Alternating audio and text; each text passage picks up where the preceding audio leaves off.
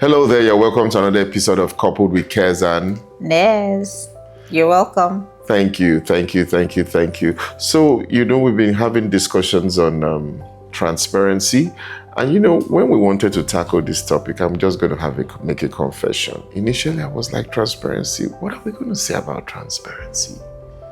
What is God putting in our hearts on transparency? And nothing seemed to come. But when we started talking, babes, it just started growing on me.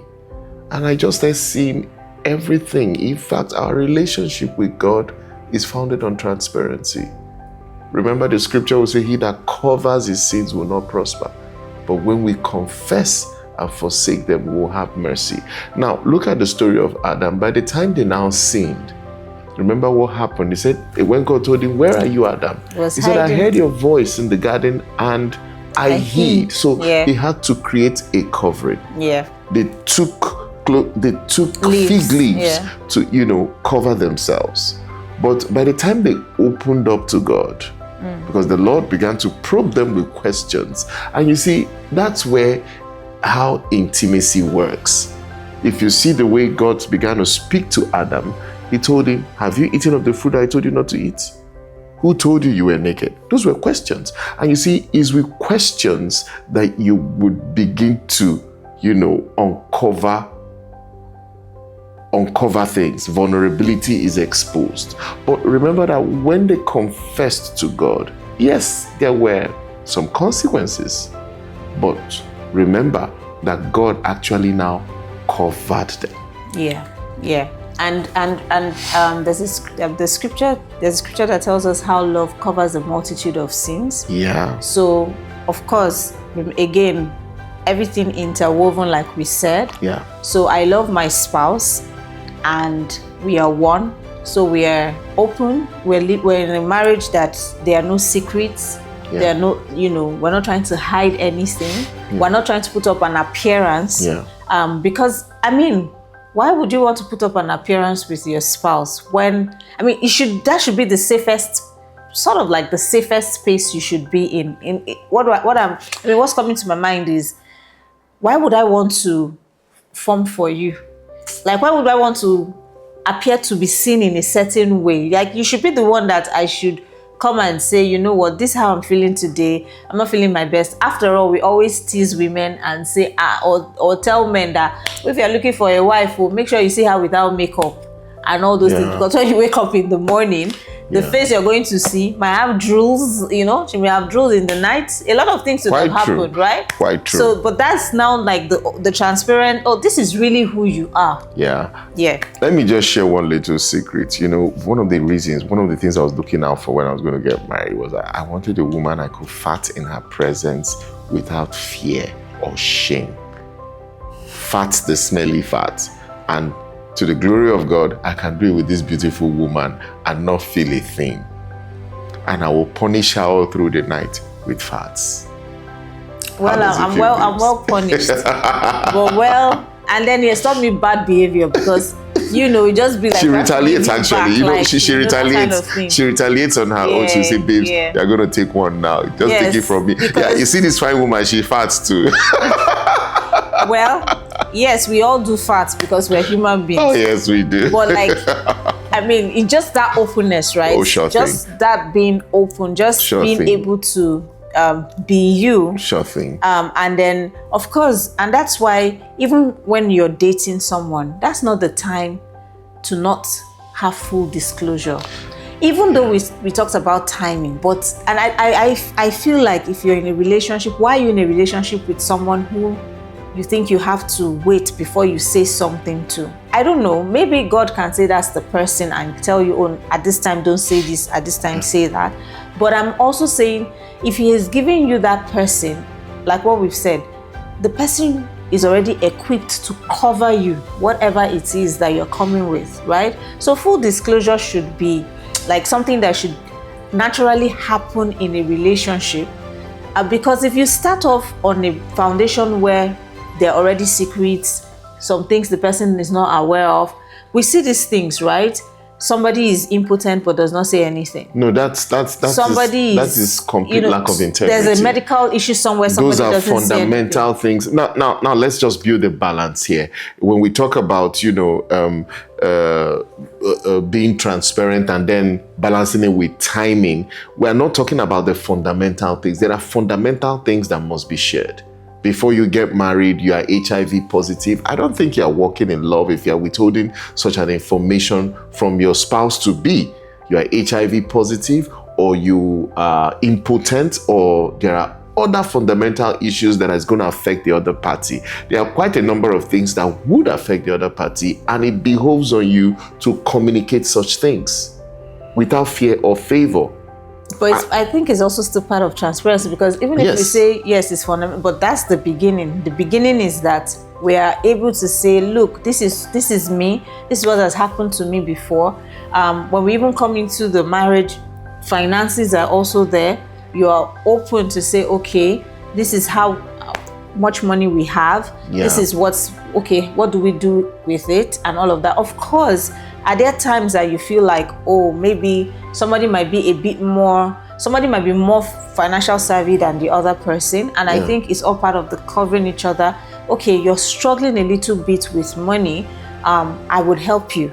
This is the money we have, or I'm going to put away some savings. I might not really be able to tell you how much savings I'm putting away, just simply because, look, we need it. We don't want to get, be stranded at, and it's wisdom for us to have to plan our finances well. So things like that, it's not now to say, because I think my spouse is like this, I'm now going to not say anything, and then you now start saying things to other people who are not in your marriage. Yeah. Now, when we talk about, communicating and being transparent and being vulnerable in your marriage relationship, you must beware of the false safe spaces. Yeah, we started talking about that. We started talking about it. I mean, you recall the story of Samson and Delilah. Mm-hmm. Samson loved Delilah, but he didn't tell her everything. But then by the time Delilah, and one thing about transparency is that you don't force it. So if you see the story between Samson and Delilah, the experience of Samson with Delilah, the transparency was forced out. And also, it wasn't something that was affecting Delilah. It wasn't a secret that was affecting Delilah in any way. It was just something that Samson had with God, and that he wasn't going to share with her. But can it also be possible that, because I also feel like maybe because he's he was also a child of God, he could have sensed too that Delilah, because the way she kept hounding him about, tell me the secrets, right? Because I'm also thinking, unless God expressly tells the person not to tell, it shouldn't have even been a problem, because if he had mentioned to Delilah that, oh look, this is how I was born, this is what God said to my parents, this is how God is going to use me. As as children of God and believers, I don't think that I should tell you this is what God is giving me, and you won't cover me in prayer, cover me in. Of course, it was a forbidden love. Yeah. Samson's love was misplaced. It was in the wrong place, and that was why it had to be kept from her. Yeah. I don't know what he was getting from Delilah, but when you find out that there are people in your life that you can't share things with, like my account details or my investments or things that are precious to my heart, if you cannot share it with the person that you plan to marry, I don't think you have a business going into marriage with that person. Yeah, so if you're in a relationship and already you're struggling to say so, either because of the way they make you feel after you say it, which is, not being a safe space. Yeah. Because like we said, yes, there's some people that can't handle what you're going to tell them. Yeah. But because you're a child of God and we are wise, we are our Father's children, we hear His voice. And this is part of, we're saying, don't just get into the point where you now have to start struggling with, oh, he's not open or she's not open. If you are in a relationship, it's good to go take a step back, ask yourself some questions. Am I safe with this person?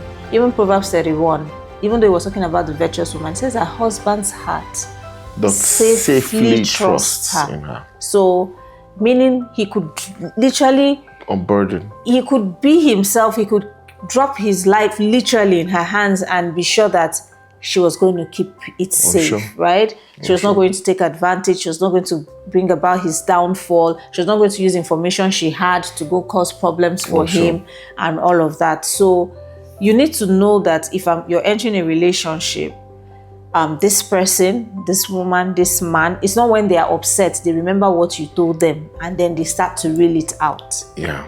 Right. Yeah. So a safe space must be able to act in love that covers over a multitude of sins, knowing that my secrets are safe with you. Now, because being vulnerable in the area of transparency can be very hard.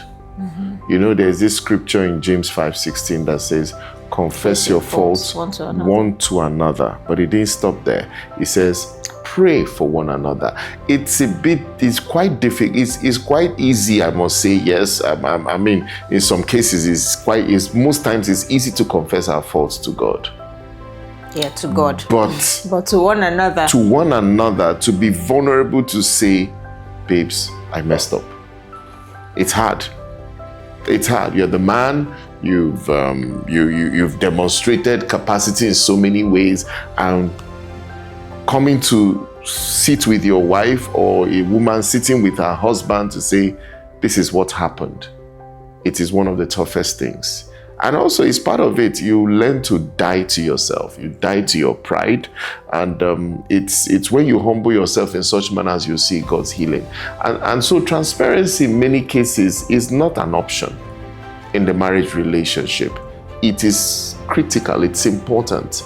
It's important. When it says in James 5:16, confess your faults one to another. In other words, it's not one-sided. The wife should be able to confess to the husband, and the husband should be able to confess to the wife. Men can break. Let me just talk about men. It's easy for men to talk.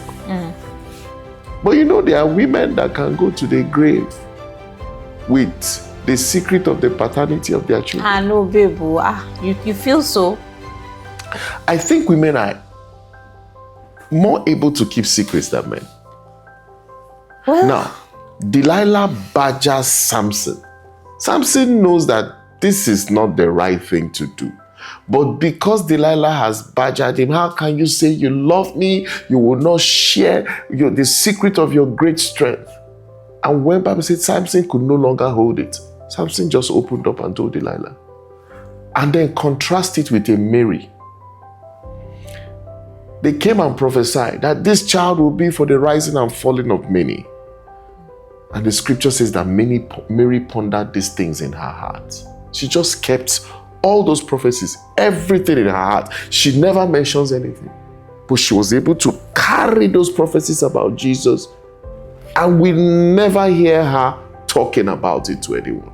We were only told she pondered those things in her heart. But I believe she may have told Joseph.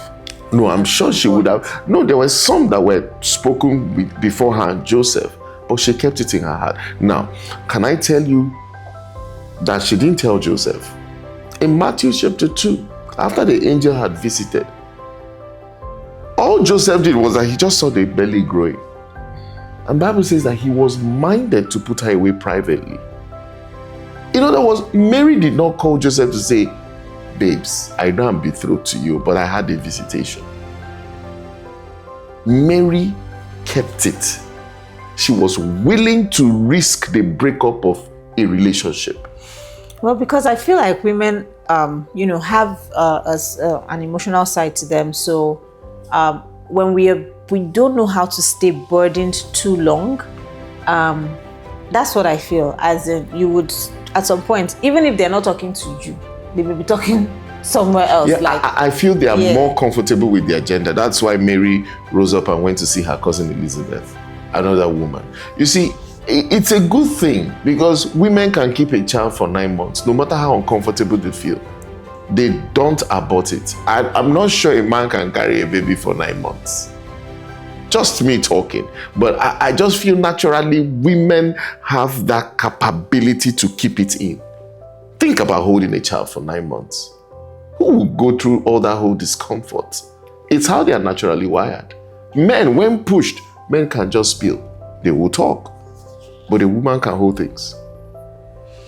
Well, that's just my supposition. I'm not saying it's gospel, it's pure gospel. It's just my supposition. But I'm just, that's just my own supposition. So when we talk about it, it's you confess your faults one to another. That's where we stop. The woman should be able to communicate to the husband. The husband should be able to share his faults with the wife. And so in being a safe space, you will cover over a multitude of sins. And not just that, you should be able to pray for those faults, as we see in James 5:16. Those are the things that will enhance transparency. I know that my wife will come and tell me, oh, these are the issues. Knowing that I can take it up in prayer. Yeah, so as we wrap this up, you take it up in prayer, and remember that if transparency, I think that it's built also on trust, because if I'm being transparent with you and vulnerable with you, it means that I can trust you, to cover me, in this thing that I've said. So if you're a married couple and you're listening to us, and you're wondering, oh, we're not really transparent to one another, there are some things he doesn't tell me, or there are some things I can't tell him, we can start to build that transparency one day at a time. And if somebody is making an attempt, both parties should bear in mind that this is a trust issue. So if I'm telling you if I'm coming out and I'm being open, you also have to be, you also have to prove yourself to be trustworthy. And practically, how can we help? Practically, I think the way it worked for us was that we started with the simple things. Oh, babes, this is what happened at work.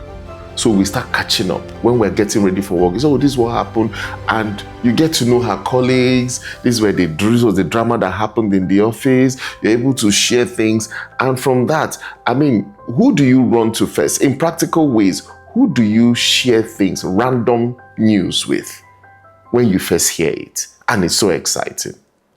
If it is not your spouse, then go and revisit it. You need to be intentional to ensure that the first person you talk to about anything, random gist, what you see on the road, is your spouse. That's the way you start building it. It kind of, you just throw in more talk time in your relationship. Yeah. And with that, it's easier to now begin to unburden. And even when you're told certain things, I'll still come back to trust. Remember that your spouse is also telling you in trust. So it's expected too that you're not bringing it back later when you're upset or saying something about it in that light, right? So I think, we can wrap it up at this point. Right? So we hope that you find ways daily to start building oneness with your spouse, and oneness in everything, oneness in what you're sharing. And if someone is coming out and being vulnerable, please remember, we're naked and not ashamed. You don't put your spouse to shame. You don't start to make them feel, they have made the worst mistake of their life telling you these things or talking to you about it. Cover them, pray for them, and, love them through it. When someone knows that you will cover them and you pray for them and pray with them, they will find it easy to run to you to share things with. All right, so we call it a day here now. And we'll see you on the next episode when we start the conversation around honor. All right, have a lovely time. God bless you. God bless you.